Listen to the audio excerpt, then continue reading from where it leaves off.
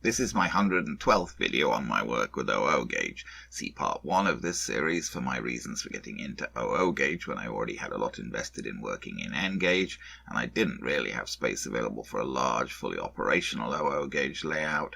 Also see my lengthy series on my N gauge railway modelling for smaller and more complex scenery and smaller scale trains running. This part is yet another rolling stock review. Indeed, it's the third or fourth video in a row I've made featuring Bachmann steam locomotives, this time the Caledonian 812 class, produced by Bachmann as an exclusive for Rails of Sheffield. My story with respect to buying this one was essentially the same as for the precedent, which was featured in parts 109 and 110. Whilst I was interested, I didn't pre-order the model as it was rather expensive, listed at £179.95 for the cheapest version, and it didn't seem terribly essential to my prototype of LMS operations in the 1930s, especially in the British Midlands. In this case, the factors were a little different to with the precedent. The Caledonian 812 did fit rather more into my prototype, as these engines were used quite a bit by the LMS. 96 of them were inherited by the LMS for the Caledonian Railway at the time of amalgamation in 1923, and only 3 of those had been withdrawn by the time the LMS ceased to exist with nationalisation in 1948. On the other hand, the version of the precedent that I was interested in LMS Crimson livery, was a very handsome model, whereas the version of the 812 that was appropriate for my prototype was in plain LMS black, and £180 seemed a lot to pay for a plain black 060 tender engine. Still, as with the precedent, although I hadn't pre-ordered the 812 when it actually came out and the version I was interested in was still available, I went ahead and bought it. I actually bought it from Rails in the same order as the precedent, thereby saving myself a bit in shipping costs, since I'm in Canada, so I have to pay shipping costs from the UK to Canada. Here's the model as it arrived, in standard Bachmann packaging this time, basically, apart from the Rails exclusive tag on the corner, so I suppose the special grey packaging of the precedent was more something from Locomotion Models, who also partnered in producing that model. I'm not sure why the tested tag was on the box. There was nothing similar on the precedent, which could have done with some testing, as there were serious problems with its pickup. Here's the back of the box, with a bit about the history of the class. I find it a bit odd that it says here that the 812s with Westinghouse pumps lost them in LMS service, since the version I bought is in LMS black livery and very clearly still has its Westinghouse pump fitted. I suspect that the box text is wrong and the model right. I couldn't actually find a picture of an 812 in service with the LMS with the Westinghouse pump fitted, but I did find a couple of pictures of 812s in British Railways service after nationalisation with Westinghouse pumps, and I doubt that BR would have put them back on after the LMS took them off, so I suspect that the box text is wrong. Here's the end of the box showing the version that I bought, although in an excess of correctness a replacement end label was included inside the box. Why didn't they just stick it on? Here's the model in its block of ice packaging after the box sleeve was removed. It's not really a very big engine, so I don't quite know why they put it in such a big box. By the way, talking of the size of the engine, these locos were sometimes known as jumbos, since they were fairly bulky for 060s, but then the nickname jumbo seems to have been used for so many different classes of locos that it's hardly distinctive. Here's all of the paperwork that fell out of the box when I tipped out the block of ice. There's the owner's information sheet with quite a bit of info. Then there's the standard ad for the Bachmann Collectors Club. Then there's a replacement label for the end of the box and a piece of paper explaining that this was included because at the last moment they decided to fit next 18 DCC sockets rather than 21-pin DCC sockets. Not an issue for me, as I've no current plans to fit DCC. Finally, there was an attractive little brochure for the Caledonian Railway 828 Trust, which is raising money to finance the continued preservation of the last of this class, currently with the Strathspey Railway. I believe Rails did donate an amount to the trust from the price of each of these models purchased. Here's the inside of the owner's information sheet with details about lubrication, entirely standard, just axle bearings and conrod pivots, DCC fitting, and the firebox glow and flicker features. Here are the details about the firebox glow and flicker. You only get the full benefit with DCC. On DC you just get a constant red light. Here are the details from the front of the sheet about optional accessory fitting. There are quite a few things, although most of them can't be used if you want to actually run the loco with NEM couplings. Here's the detail pack with those optional accessory items. They did include some rather nice lamps, which I may well use. And they gave you, 4 lamps? And here's the model itself with the block of ice opened. And we got a real train going by outside again. Whether it's a long one or a short one. I tried photographing the model again without flash to see if that showed the finish better, which I think it probably does. Bachmann seemed to have got the art of producing a fine finish on these locomotives down pretty well, getting a nice satin sheen, not too shiny but not too flat and plastic. But I've got to get around to doing some weathering. I do believe that models look better with some weathering.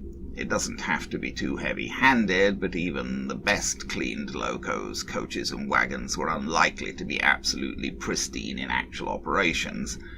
Even if they came out of the shed that way thanks to the work of the cleaners, they weren't likely to be still that way at the end of their first run. I think I'm going to pause this recording because we've got a freight train going by outside that's making quite a lot of noise. Here's a little intermission bonus feature since we're talking about the Caledonian Railway where the 812 class were originally built and originally ran. This is my Caledonian Railway clock. I bought this clock at a rural auction here in Ontario, Canada, something like 12 years ago. How it got here I have no idea.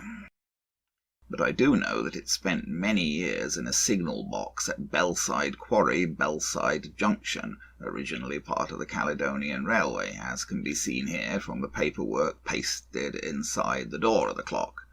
The inside of that door has also been signed by many of the men who worked in that signal box over the many, many years the clock was there. The paperwork is dated 1886, and the last signature inside the door is from 1986, 100 years later. So this clock was in that box from Caledonian Railway days, all through the LMS, and then on through British Railways operation. On the door of the clock is a sticker from the British Railways Transport Police, urging staying away from railway lines. I almost removed this, but then I thought that it should remain as a legitimate part of the clock's history. This is a weight-driven clock with a heavy pendulum, and I keep it running, winding the weight up every Saturday morning. Okay, the freight train's past now, so I will resume. This model again features Bachmann's annoying and frankly stupid way of connecting the loco and tender, with the connection only being sustained by a plastic pin on the tender fitting into a hole in the drawbar from the loco.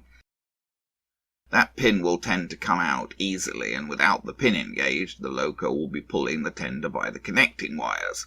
This is a terrible design, and Bachmann have been told so over and over again by many people, so I really can't imagine why they persist with it unless they secretly hate their buyers. This particular model is somewhere in the middle with respect to the function of this connection. It's not as prone to falling out as the precedent, which had a very short pin on the tender and a very wobbly drawbar, but on the other hand this one is more prone to falling out than the connection on the Bachmann G2A that I covered in my previous video. Here's the model out of its block of ice.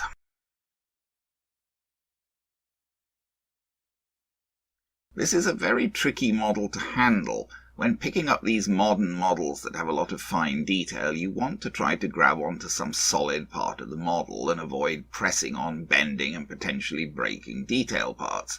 This is very hard to do with this model, as there are delicate detail parts almost everywhere.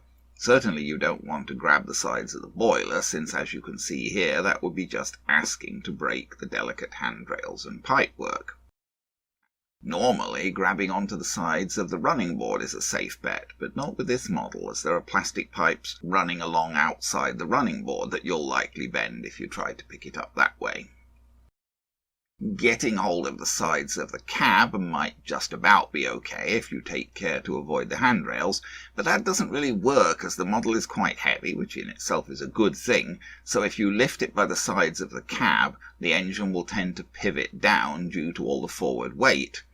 About the best I could come up with was this, grasping the loco between thumb and finger with thumb on the back of the cab and finger on the chimney, but I was rather afraid that even this might damage something.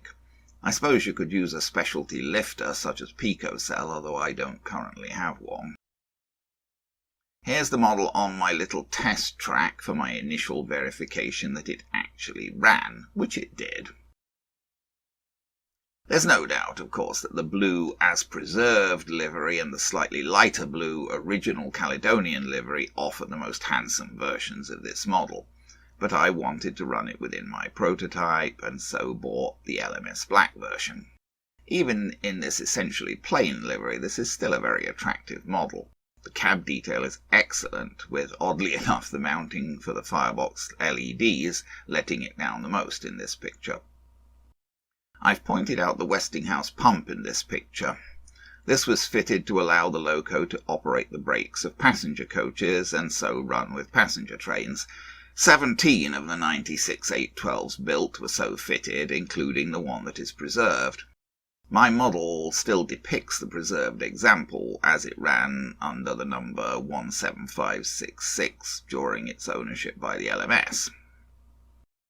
Here's the back of the tender. There are separately fitted handrails and lamp irons, and the detailed markings are very finely done. I expected that, as with the precedent, the buffers on this model would be finely modelled but not sprung. But I was wrong. The buffers on this model are sprung. Go figure. Why this one and not the more expensive precedent? Not that I'm awfully fussy about sprung buffers. Here's the model from the front. That's a Hornby 4402P next to it. The operating gear for the internal cylinders under the boiler really shows up since it's painted red. But it isn't all that easy to see all of the details with this black livery. Here's a flash picture of the model down on the layout tracks ready to be run in. The coal load seems very fine, but it does have a texture that looks more like actual coal and not just a wobbly piece of metal or plastic. You can sort of see some justification for the cost of this model, even in the plain black livery. There is certainly a lot of detail, and I didn't find any fault with it. I got the model to running in, and then hooked it up to a train. So now on to that running. Okay, let's just have a look at the Caledonian 812 running in. Now, I have already run it a little bit backwards and forwards, so I know sort of what it does, and it seems to be a lot more sensibly geared than the precedent. So we'll try and give him about 50%. If I can count, is that 50%? 1, 2, 3, 4, 5. Yes, that's 50%. On the Morley. There's the Morley, and we got him at 50%. There's the Morley handheld. That's maybe a hair fast for 50% for this, but I mean, yeah, probably is a hair fast actually, because I think the top speed of these was about 55 miles an hour. They were not fast engines. So frankly, yes, that's still a bit high for 50%, but it's not horrible. But that probably, I haven't measured it, but that probably is close to the equivalent of 55 miles an hour, so that's 50%, and that's probably represents about what would have been the top speed of the actual original loco. So it is good. It is geared too high still, quite honestly, but not as ridiculously too high as the precedent. You can certainly see there's the firebox glow, and you can certainly see the valve gear under the cylinder there as it goes down. See, there's the valve gear under the cylinder for the internal, under the boiler for the internal cylinders, and as it goes around the corner you can see the firebox glow, although I think you only get a flicker if you run it with DCC, but you've definitely got firebox glow. Yeah, see, you can see it there. Very tricky loco to handle, this one, very tricky, because it's got so many little handrails and pipes and things. It's quite hard to find anywhere to get hold of it where you're not pressing your fingers against some thin plastic detail that might break. You know, normally you can reach over the boiler and get hold of a loco by the running board, but in this case you can't, because well, you could, but it's not very safe because there are little plastic pipes, I guess they would be, running along the sides of the running board. So you're pressing against a thin plastic piece if you do that. And of course there's handrails beside the boiler, there's handrails on the front. It's a rather heavy loco, so you could get hold of it by the sides of the cab, but then it's badly out of balance. I found about the best way to get hold of it was by putting one, like sort of my thumb on the back of the cab and a finger on the chimney, but then that worries me a bit that I'm putting too much pressure on the chimney. It's a tricky loco to get hold of, really, not easy to handle. And it has that silly Bachmann loco to tender join again, somewhere between the precedent and the G2A. It's not as bad as the precedent, but not as good as the G2A. It's quite tricky to keep it joined. The G2A seems to say joined pretty well because it's got a nice long pin, a nice firm drawbar, and a nice long pin on the tender. This is not as bad as the precedent. The pin's not quite so short and the drawbar's not quite so floppy, but it still tends to come uncoupled. You know, the pin comes out of the drawbar when you handle it normally, and then you've got to try and get it back in again. Oh well, we'll leave him to run in now. I'm not obviously going to film all the running in, but so far he seems to be working fairly well for running in. So we'll leave him running in. We'll leave him running in, and then once he has run in, we'll come back and we'll hook him up to a train.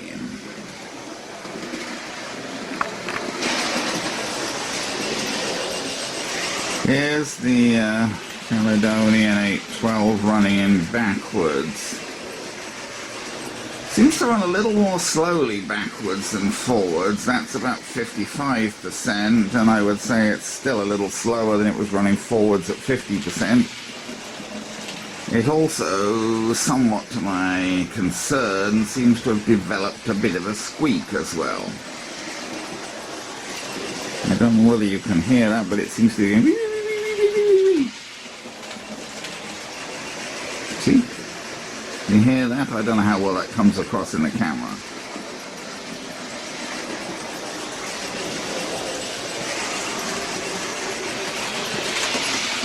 I don't know what it is with these. The precedent developed a pronounced squeak during running in, and this one seems to have developed something of a squeak during running in.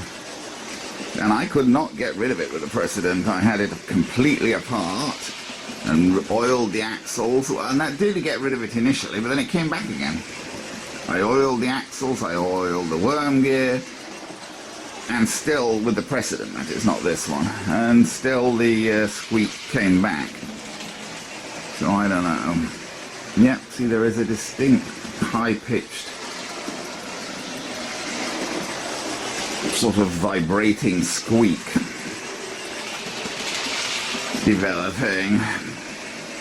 Well, it's not the end of the world, but it's a bit irritating, especially if when you know, I haven't tried it with this one, but with a precedent, I could not get rid of, I couldn't figure out where it was coming from, because it doesn't help that I'm deaf in one ear, so I have very little directional hearing, which makes it hard for me to identify exactly when where a sound's coming from. But I couldn't tell what was causing it on the precedent, and no lubrication that I did seemed to get rid of it. Now, I didn't try and lubricate the motor itself. It could be the motor itself that's making that noise, in which case, I'm not going to mess with it, not really. Oh well, we shall see. It's not the end of the world. It doesn't completely drive me batty, but I'd certainly be a lot happier if it didn't do it. So we'll leave this guy. He's still got another 10 minutes or so of backwards running in. Okay, now that the Caledonian 812 is run in, I've got it coupled up with some coaches.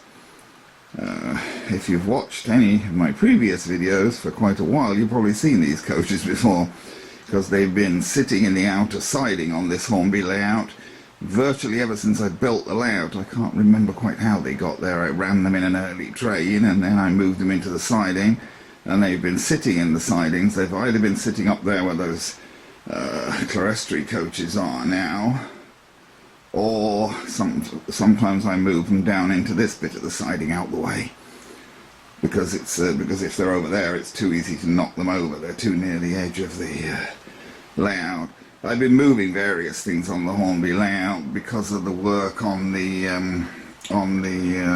shelf layout. So the shelf layout's up there, and to get at the shelf layout, to get at any part, to get at all this, much of this part of the shelf layout, I have to lean over the Hornby layout. And if there's things right at the edge of the Hornby layout, like that signal, for example, I have that signal, the one that's closest to the Accessory coaches there, I had that off. And there should be other signals. There's a couple of other signals missing now from the edge of the Hornby layout to the outer gate of the level crossing, because I keep snagging them when I'm trying to lean across the Hornby layout to work, to work on the shelf layout back there, to fix the points or lay the static grass or whatever. I don't know, we'll see. I put down one of those signals back, and we'll see. I may put some of the other stuff back, but I'm not too sure I really finished working on the shelf layout. Anyway, let's get this Caledonian 812 going. Enough chit-chat about this and that.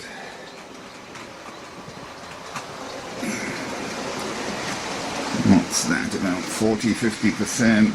Yes, that's 40%.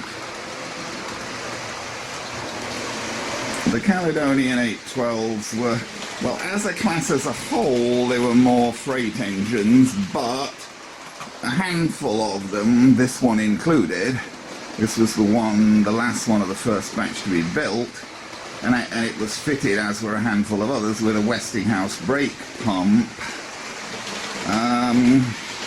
to allow it to work the brakes on passenger trains. So this was specifically, adapted to work with passenger trains, this particular one. This is the same one that's preserved. It's preserved as Caledonian, was it 528 now or whatever? They've put it back to its original Caledonian number. But I'm running it as it was run by the LMS. But they've modelled the same one, although it's in different liveries. It's still the same one that's preserved, although not as it's preserved.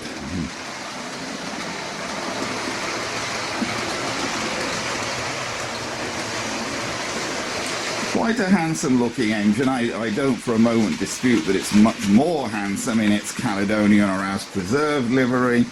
I just went with the LMS livery because, well, that's what I model. What I modelled is LMS operations in the 1930s, and this is how this engine would have been running with the LMS in the 1930s.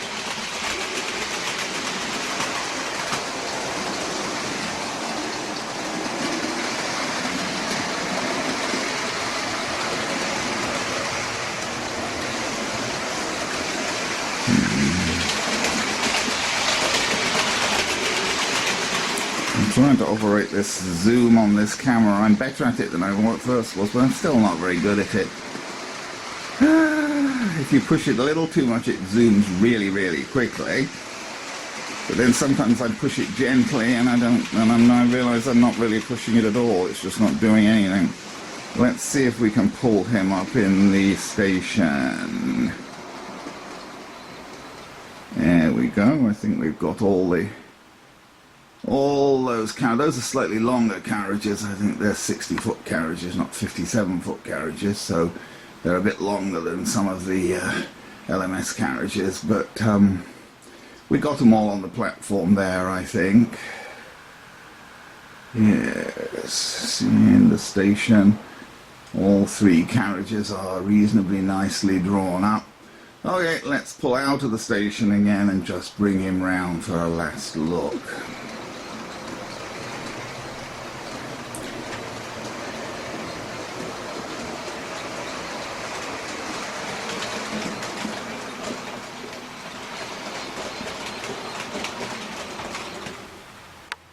So there you go, the Caledonian 812. We seem to have been a bit luckier with this one than we were with the improved precedent.